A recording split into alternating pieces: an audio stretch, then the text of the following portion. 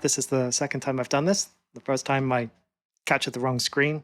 Second time I didn't turn my microphone on audio hijack. So let's hope that this time it goes smoothly. So this is all the new stuff that's inside Soundminer. It's quite a bit. So I'm going to just jump in and start off with the universal category system. Now, if you don't know what that is, you can just call up a workflow and one of these actions and just click on the logo, or you can go to universalcategorysystem.com. Now, this is an initiative that was started mainly by Tim Nielsen, who's a fantastic sound supervisor working out of Skywalker Sound. But there's a bunch of others that have jumped on board, and a lot of people have helped out. A lot of people have done translations. It's not a Soundminer specific thing, but because of my relationship with Tim, we were sort of the first ones to sort of implement it. So I'll just give a quick demo of what it is and what it's all about. So let's say that you don't have a librarian program and you're inside like Reaper. I've got one of Thomas Rex Beverley's sounds here, which is African Grey Parrot. And I'm going to now just render this as my time selection. If I knew the universal category system, there's what's called a CAD ID, which is sort of an abbreviation of the category and the subcategory. I'll get into that in a second. So I'm going to call this bird trop, which stands for bird tropical because it's a parrot. And I'm going to go parrot screeching. And I'll apply it, and I'm going to render it onto my desktop. Now in Soundminer, just to show you, got a bunch here, load it in. I've got nothing. There is no information other than the file name. And this wouldn't just be for Soundminer. This could be other applications as well if they adopt it. So there is a workflow called UCS extract, and you can sort of ignore most of these. What it's going to do basically is look at the file name, and it's going to extract certain metadata fields. So I've got category 4, CAD ID. There is a category and subcategory there as well. So when I run it, oh, let me just turn that off. That's a little bug. I have to fix that. Okay, so because I didn't have a user category, so it kind of balked on it. So what it's gone and done is it's looked up what bird tropical is, and it's expanded it out and put it into birds tropical, the category and subcategory. Now this is cool when you get into other languages. So let's bring this file in again. So this is a database that I created when I set my locale to be France. And so I have very specific fields added. There's category full French. I also swapped it to Polish just to add Polish in as well. If your database doesn't have it, you can go to the librarian menu and just add the category full fields. But by default, anytime you create a new database from now on, it's going to create these locale specific fields as well. So now when I run that same thing, I can see that it's translated it. So birds tropical is now, I'm not even going to pretend to pronounce how, Oizu tropical. I guess I did attempt it. Anyway, so there's a category list. Soundminer will extract it from its package and put it into the support folder. Now this isn't anything that is proprietary to Soundminer. I just sort of host it. It's just a CSV file. And a lot of people have contributed to this. There's the category and the subcategory. So you can see if I go down to birds tropical, there's the CAD ID.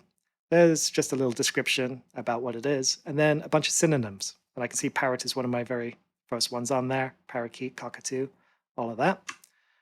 If I scroll through, I can see I've got the translations for the category and subcategory in French, in Polish, in German. There's Italian, Portuguese, Chinese, Spanish, Japanese, all in there, and more being added thanks through contributions from users. So that's how it all sort of works. So let's actually have a bit more fun and go back into, actually before I do that, I'll just show that this sound file right now, if I launch it into Broadcast Wave Meta Edit, drag it on, it's got nothing, diddly squat, no metadata at all. If I embed now inside Soundminer, and I'll probably have to quit and relaunch it just so, because it's the same sound file. And now when I bring it up, I've got XMP metadata. So this is the Adobe. And I can see the genre is embedded in there. But also under IXML, not only is there the Steinberg fields, which show up in Nuendo and Cubase, but there's also a user field. Now this is new. Reaper has just started using it, and I'll show you that in a second. Only in pre-release at this point in time, but I think by the end of the month, the main version will have it.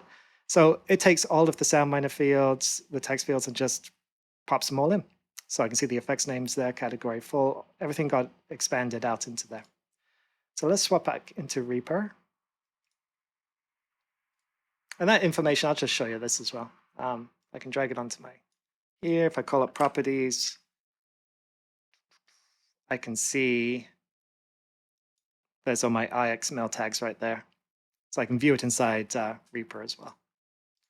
So let's just show another Reaper thing. Well, it's going to render out silence. It's okay. So I'm going to render now. I'm going to choose to embed metadata. Now, if I click metadata, go to IXML, you've got a bunch of user-defined fields now. And as long as these just match the Soundminer name, doesn't have to be case sensitive or anything. So in this case, I've set the description to be, this is a parrot screeching, who the manufacturer is. I could set the microphone is, I don't know exactly what Thomas used, but let's just say it's a C100. So there it is. I'll apply, and now I'll apply it again, render it. I'll overwrite the existing one, show in the Finder.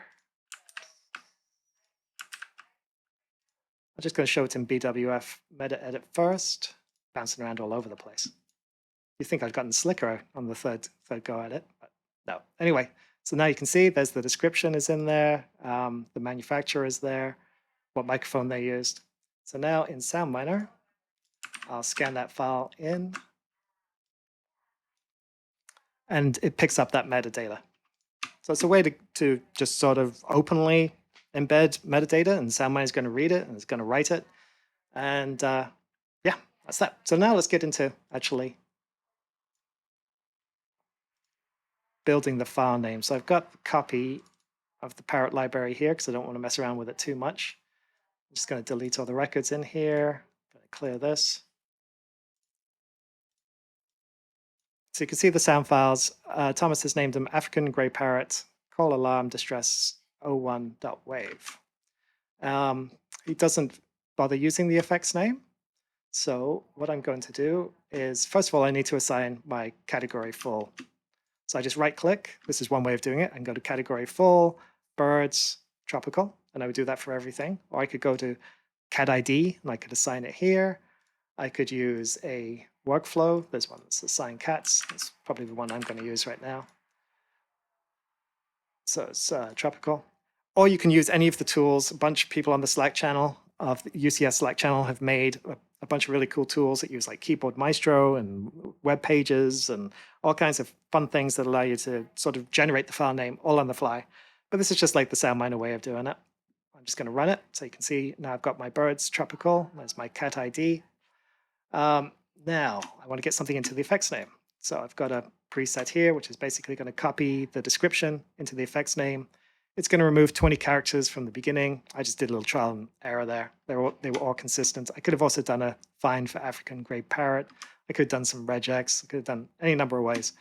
And then it's also going to find now any underscores that are left in the effects name and just replace it with a space. So we'll just run this and view it. There we are. So call, alarm, nervous. So everything's all looking pretty good. It's got artwork embedded in it. Everything's fine. So I'm going to clear this. And there's another one called UCS build. I can toggle these off. So this will now build a new file name. And I don't have to go to file name. If I wanted to preview it, I could go to broadcast wave description.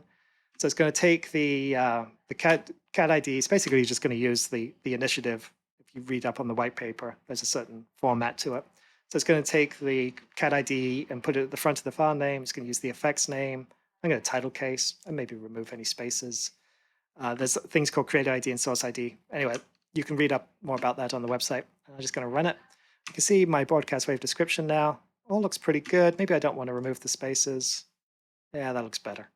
So now I will just assign that to file name. So you can watch the file name there, and I run it. There we go. And now there's all my sound files. And there are advantages to that. I know some people don't like it. Obviously, this is an optional step. The idea would be that a vendor would do this so they could then send these files to users, and even if that person wasn't using Soundminer, if they had the tools to be able to look up that CAD ID in the CSV file, they could sort of expand it all out, and they get a lot of powerful metadata from that file, and then they could always remove it afterwards. But some people like having it. When you're in Pro Tools in the region bin, you're going to get all your bird tropical all next to each other. One other thing you can do is add a user category. So this is what errored on me earlier, which I have to fix. So if you use a hyphen, I could put something, let's say I cut like a lot of birds. So this is, I'm going to call this a parrot. I'll do another one called crow. And I don't know, let's go sparrow. So you can see in my left panel, normally I've just got my birds and my tropical, right? So I'm going to delete all the records just to get these new file names in. Sound files. And now I'm going to extract. I'm going to extract the user category from the file name. So if I view the user category and the category full, you'll see what happens. Got a few. Yeah, still got that problem. Okay, that's all right. No problem. It's that same bug. So what it's done now is, because that parrot and the sparrow existed inside those files, it's now put that into the user category, and there's the category full there. But my left panel now allows me to browse all of my birds, my tropical, there's my crow, there's my parrot, and there's my sparrow. So that's pretty cool, especially if you're doing like very show specific things, like maybe you're working on a sci-fi, and the category subcategory is just too narrow for you. Maybe you want to have like specific locations inside. You can do that, and it just allows you to build like a tier of subcategories. I guess is the best way to explain it. Okay, so back in the workflows, some of the new things is there's a comment. So comment workflow, which allows you to just put little notes. Sometimes, these things get a little complicated, so you can just put little reminder notes in there to yourself.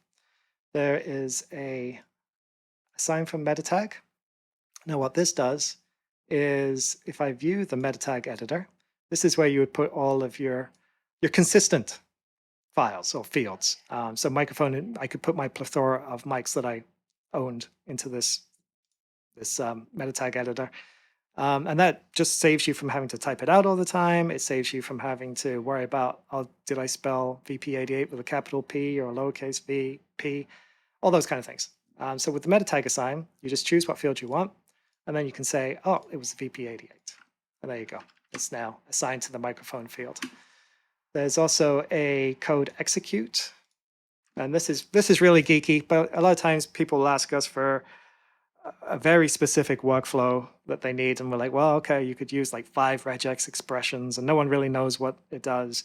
Or you know what, just copy and paste in these few lines of code and it does the same thing. So that's what code execution does. So it's really just for the geeky ones out there. You can also use the file menu to export the current workflow, and you can also import it. So when you export it, it takes everything that's in the current workflow or the actions and just makes a little text file. We could send somebody, they could then import it and then save it as a preset. And that's it basically for workflows. I'm just going to talk about these expansions again a little bit. So I've got these files in. They haven't been extracted yet, so I'll use the UCS extract. I'm going to use the file name. And you can see I've got my category for French and Polish up right now. So I run it. There we are. So I could, if English is my native language, just browse through using category full, but I can also choose by my native language. If it was, say, Polish, I could do that and just browse through in Polish. And you can save these now as layouts, so you can toggle the storing or recall of the left panel. So it's the order. So if I had category for Polish there, and then, I don't know, maybe I want to see the category in English, I can now store this into layout 1, and then go back to English. I'll store this in layout 2, and then I can recall these just using 1 and 2 on my keyboard here. You can see it's toggling back, or I can just recall from here. And also when you quit the application, it remembers what settings you had here on the left-hand side. Okay, onto the wonderful world of Radium now. So let's just start off right here. There's a new mode called high quality. By the old way was, I'm not going to call it low quality, but it wasn't as high a quality. This is something you have to sort of experiment with. It defaults to it being on. It may change. And also when you recall old presets, they'll also be on. You sort of have to experiment with it. It does take up a bit more CPU just because it's using some filters. So depending on the sound, you might hear a very noticeable difference. It almost sounds like aliasing in the old one. Now, a user sent me some files, some applause, that it sounded really like grainy and ringing. And it was recorded at 96 kilohertz. And I think they were recording at 48, which is, it shows you right now what your audio MIDI setup is right up there. So it's 48 kilohertz. And it sounded really, really grainy. So the high quality mode in that case really, really worked. I should probably talk about what you should run your hardware at. If you don't plan on doing any more further pitch manipulation and all your source files perhaps aren't high res, they're not like 96K files, you could probably just record at 48K. So you load audio MIDI setup. Why did I do it here? Oh, not audio hijack. It's already running. So utilities, audio MIDI setup. And then you can set up your output device. So if I change it to like, swap back to Soundminer, you'll see it's now running at 96 kilohertz. That also means that any recording that I make is at 96 kilohertz. So this sound file is 192. Let's have a look. Sample rate. Yeah, it's 192 kilohertz. So let's say I wasn't going to do too much pitch manipulation inside Soundminer. I might want to come back later and do all this kind of stuff. Then I would probably want to record at a pretty high sample rate. So that way I'm not losing any of the information, if that makes sense. If I know that, you know what, it's all just going to go into a 48K session, I'm going to do all of my sound design inside Soundminer or inside Radium, then I'll just do it at 48. It's a lot easier for the plugins to run at. It's a lot, you can get better CPU usage, essentially. So here's my sound. So let's do some things to it. There's the Doppler. So this isn't anything new. This just allows you to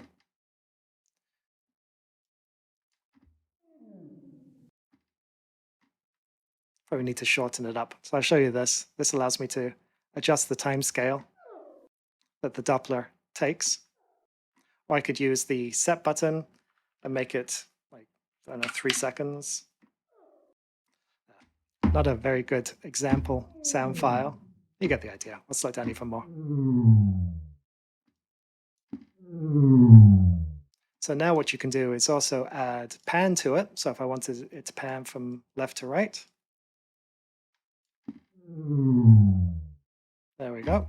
So that's new. You've also got timeline A. I don't know if I talked about this before. I'm going to go through it again anyway. So what timeline A allows you to do is create a modulation source that starts kicking in as soon as you hit a note on. So in this case, I'll go timeline A. And now I'm going to assign it to, we'll do something we can actually see and hear. Maybe we'll go to like volume, turn it on. And then I draw something in. So this is going to happen over the course of 1 second. So think of it as like automation inside a DAW. It's time-based, based on the first note on. So if I hit the note, you can see it's performing. If I hit one note and then another, doesn't matter. That first note was the one that triggered the actual event from starting. You can also get it to happen on release. So if I hit my note on, nothing happens. But when I release, that's when it starts to kick in. And it also, if I do a bunch of note ons, note on, note on, note on, note on, note on, and when they all go into release, that's when it kicks in. So that's what timeline A does. There's also some fancy new things you can do with the DSP plugins. We'll just call up maybe a fab filter. Let's go with the Q3. So I'm just going to create a band here. Let's move it, and we'll just do gain. So I just move gain a little bit. Now, under the Radium controls, if I click this up, I can add the last one I touched, rather than having to go through the entire list, was band 1 gain. There we go. Now back in, I'll just close this down, keep this over here. Now in timeline A, I'm going to assign this to the DSP rack control number 1. So now when I hit this, you can see it's executing the moves. And it doesn't have to be timeline A. I could do it to a LFO. So we'll go DSP rack controller 1. You can actually see it there. Right now the LFO is set to retrigger on no time, so you can change that. So this way it's just a free running LFO now. So you can do that. Of course, you can adjust the range. There's also a polarity. Now the polarity kind of throws some people off because they expect it to now start shooting upwards, but it's really the polarity of whatever it is that you've drawn.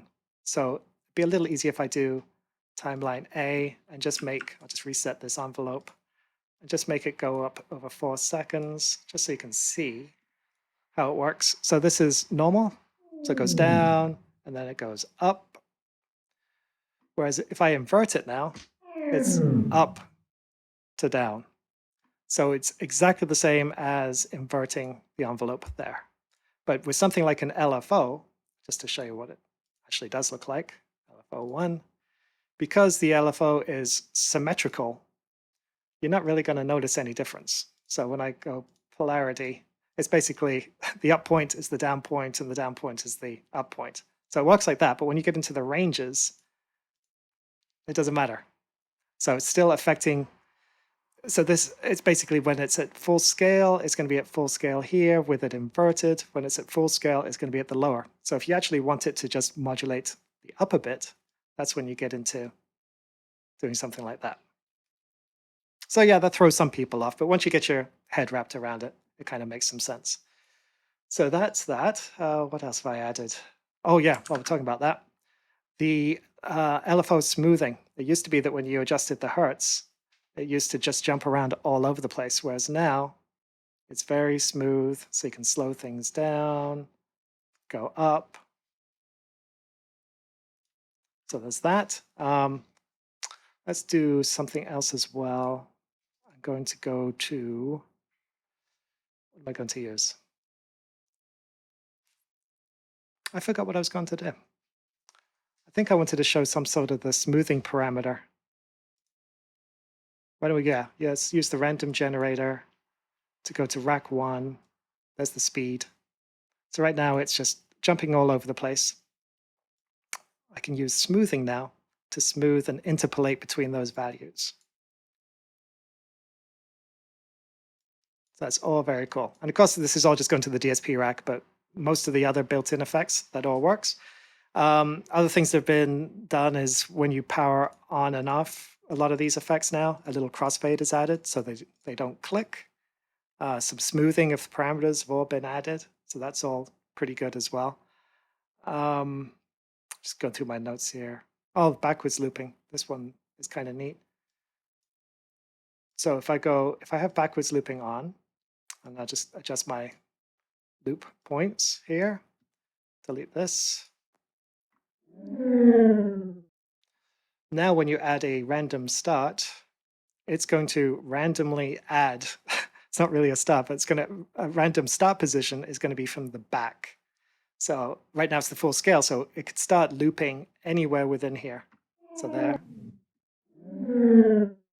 But if I adjust the range, again, this is sort of inverted, so you have to wrap your head around it. Right now it's only a little bit of random start, which means it's only going to be a little bit of a random that's there. I can make it even smaller. Drag my position.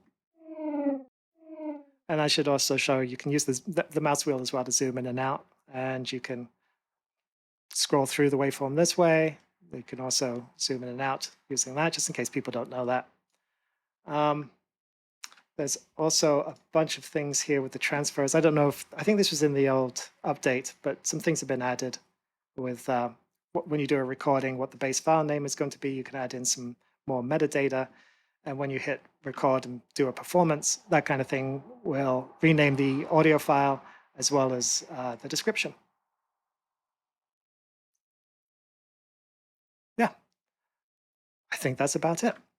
Well, this wasn't as bad as I thought. There are more things in the notes for those that really want to dive in deep. You can kind of go through just the release notes and just see all of the new things been added.